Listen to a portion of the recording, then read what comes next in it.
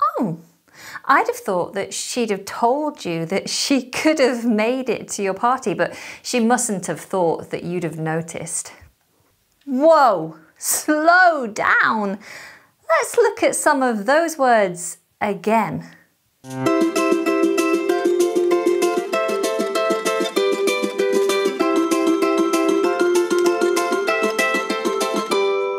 First of all, there are 3 modal verbs you need to know, which are in the past tense, and these are could have, would have, and should have.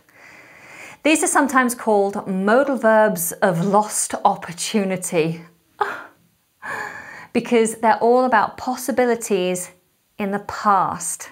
Oh, it's too late now. Could have means that something was possible in the past, but it did not happen. For example, I could have gone to university. I could have studied harder. Would have means you wanted to do something, but for some reason you were not able to, or you just didn't do it. And that reason usually forms the second part of the sentence. For example, I would have driven to work, but my car was broken. Oh, if I had known you were coming, I would have cooked dinner, but I didn't know. Should have means you wish something had happened. It was the correct thing to do, but you did not do it. For example, I should have told you how I felt. I should have listened to my mum's advice. Could have, should have, and would have are often shortened by using contractions, so they become could have, would have, and should have. Could have, would have, should have.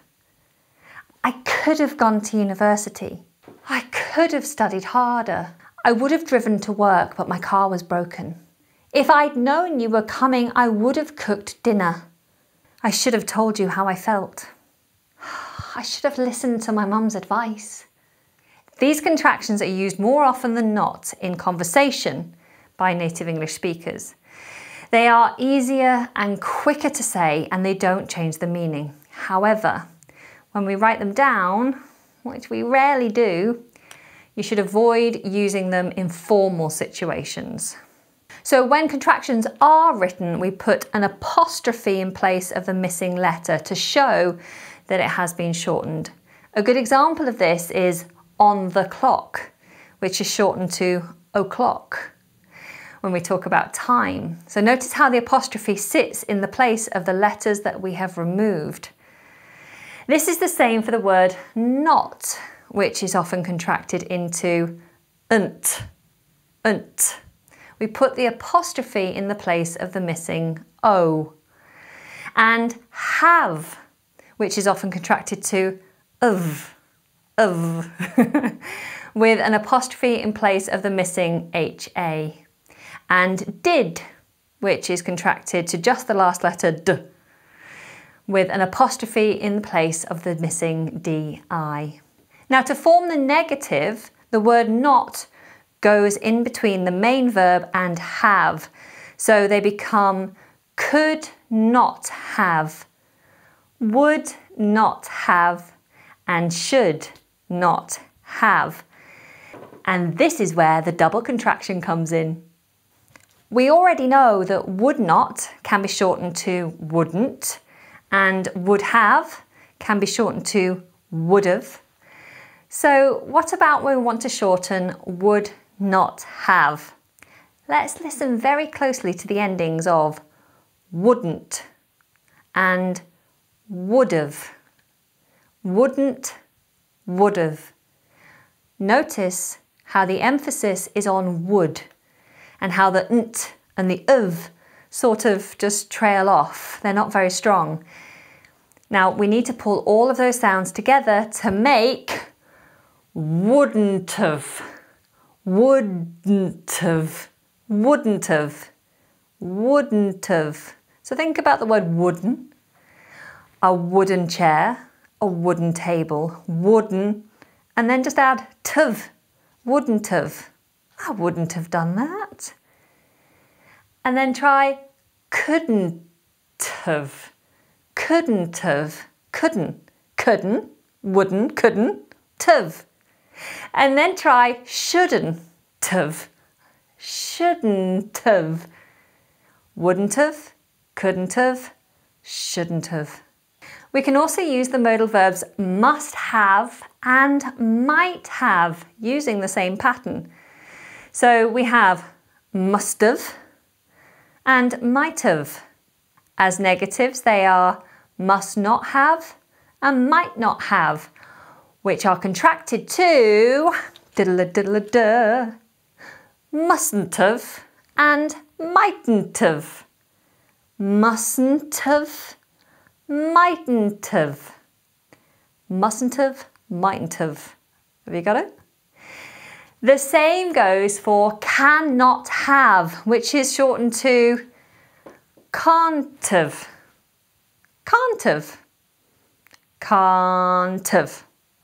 Would have is the only one of these verbs which can be contracted further in its positive form. I would becomes I'd. So I would have becomes I'd have, I'd have, I'd have, I'd have. You can apply that rule to any pronoun followed by would have. So I'd have, you'd have, he'd have, she'd have, they'd have, we'd have. Okay, so with I'd have, you'd have, he'd have, she'd have, they'd have, we'd have, and couldn't have, wouldn't have, shouldn't have, mightn't have, must have, mustn't have, and can't have, that's 12 double contractions, all squeezed into one lesson. But how many can you remember? Now, here's your test. I'm going to use each one of these in a sentence, just in a random order. And I'd like you to answer each sentence with the 3 words that make up that contraction. Are you ready? Number 1.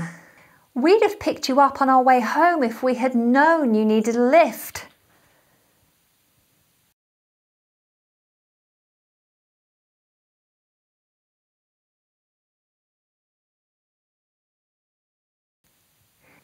Jennifer mightn't have taken part in the competition if her knee hadn't healed.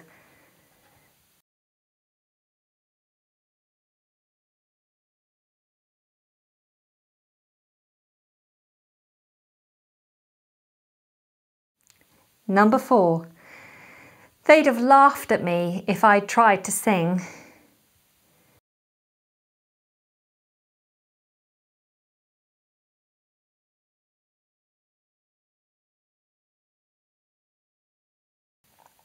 Number 5. He can't have babysat and driven you to the airport. He's not Superman.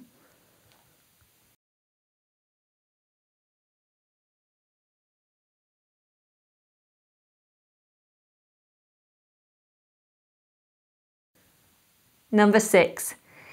You'd have regretted it if you had said no.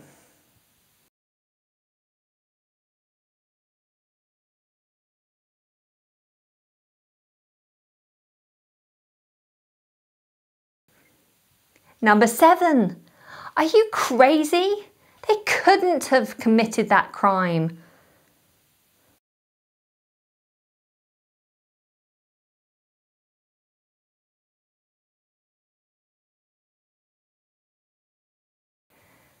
Number 8. I mustn't have turned off the oven.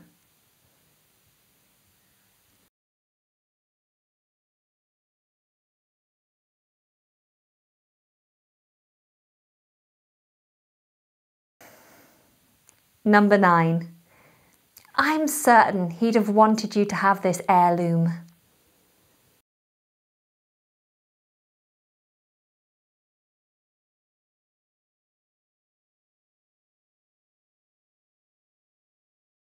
Number 10.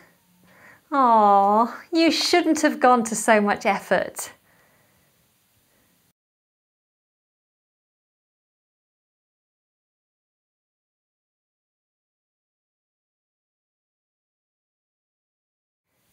Number 11. It's a shame your mother isn't here. She'd have been very proud of you.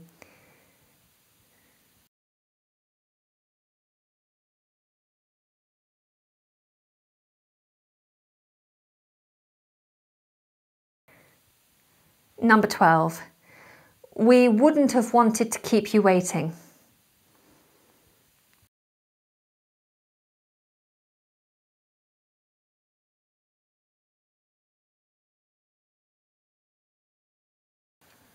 Okay, did you get them all? Let's look at those answers. Number 1.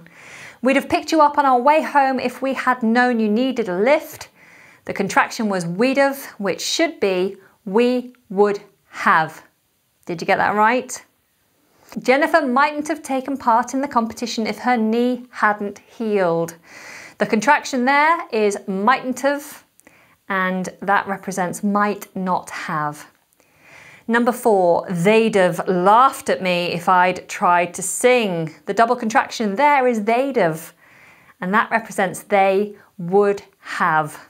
Number 5, he can't have babysat and driven you to the airport. He's not Superman. The double contraction there is can't have, and that represents cannot have. Okay, the next one, number 6, was you'd have regretted it if you had said no. The double contraction there is you'd have, which represents you would have. The next one, number 7, are you crazy? They couldn't have committed that crime. The double contraction, couldn't have, which represents could not have. Number 8, I mustn't have turned off the oven. The double contraction, mustn't have, represents must not have. Number 9, I'm certain he'd have wanted you to have this heirloom. The double contraction here is he'd have, representing he would have. Number 10, you shouldn't have gone to so much effort.